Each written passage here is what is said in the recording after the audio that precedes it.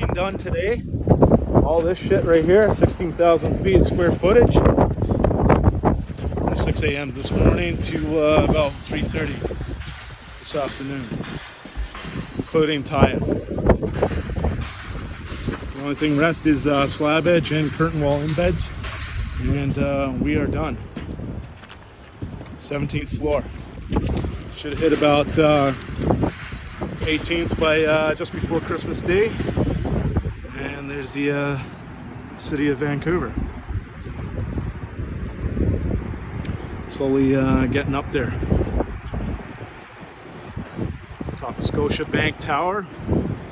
We'll be right at almost eye level up there at the top. A few more months. And as you can see, it's just shit weather today. But it's better than -40.